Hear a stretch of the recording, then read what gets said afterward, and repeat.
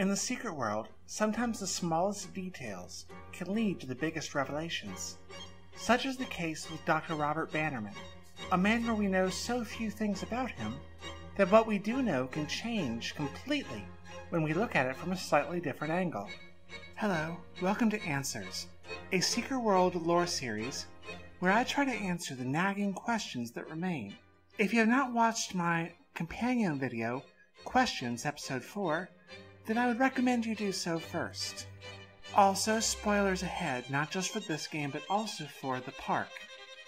I'll admit, in the last episode of Questions, I struggled to find a way to organically insert a very important question about Sheriff Bannerman's maiden name. I finally just shoved it in there at the beginning, because it's such a small detail, but ends up revealing so much when you dig a little deeper. In the park, we find some documents that refer to the sheriff, such as this report about Chad's initial rampage, where we see the name Sheriff F. Bannerman. F, not H. Well, of course, Helen would have only been in her late teens or early 20s, so she really couldn't have been the sheriff yet. And here, graffiti says, Sheriff Bannerman is a fat pig, but his daughter is hot. Quite a looker in her youth, I guess. However, she essentially inherited her position from her father, and she kept her family name. That means her husband took her name when they married. That means Robert Bannerman, her husband, was not born Robert Bannerman.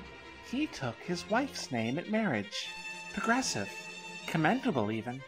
But for a doctor, unheard of. I cannot stress enough how bizarre it would be for a male doctor to take his wife's name. Due to the myriad difficulties with literally dozens of medical licensing systems, insurance agencies, governments at the state, federal, and county level, none of which communicate with each other. To put this in perspective, only 7% of women keep their maiden name when they get married.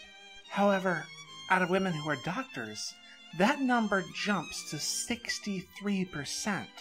Meanwhile, only 3% of all men take their wife's name.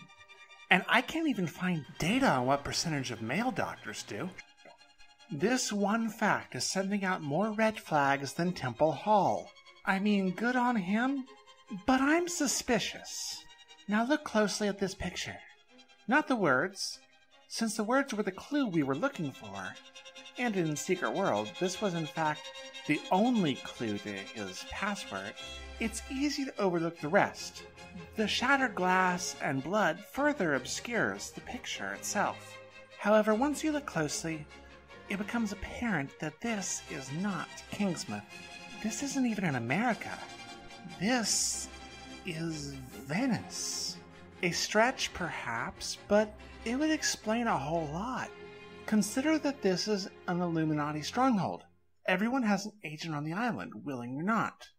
The town needs a doctor, and being the sheriff's husband would shield him from some scrutiny. It's an excellent cover. If he was already having to get re-credentialed in the United States, then changing his name wouldn't be as much of a hassle, would it? And could provide just a special extra layer of obfuscation. It's unclear when exactly he would have been recruited, before or after he met Helen. For her sake, I would hope it was after. But I imagine it wouldn't be too hard for someone to apply pressure to somebody who writes letters to Penthouse in their doctor's notes. The letter, which serves as an additional clue, is clearly writing about a long-distance relationship. You don't say, hoping to see you again real soon, to somebody who lives the next county over. And she seems a little embarrassed that that was the only CD they had of Vivaldi. Was she worried about feeling uncultured compared to her European fiancé?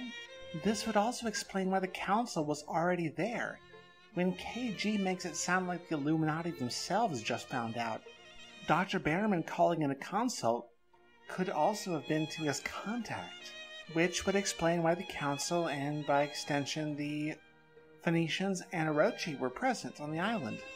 They originally came to investigate whatever happened to the Lady Margaret crew, before the fog rolled in. So why did he have so much autopsy equipment?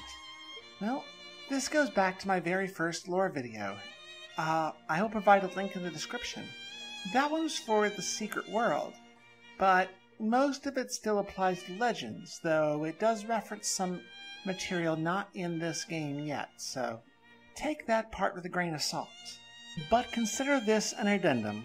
Mr. Freezy would have needed somebody to falsify death reports and also to handle the more delicate procedures of taking apart the fresher bodies. A 100-year-old corpse you can just kind of break. Thank you for watching this video. If you liked it, remember to like, share, and subscribe, and hit the little bell icon to get notifications. And if you did not like this video, then let's both just move on with our lives, okay? It's over. It's over. It's over.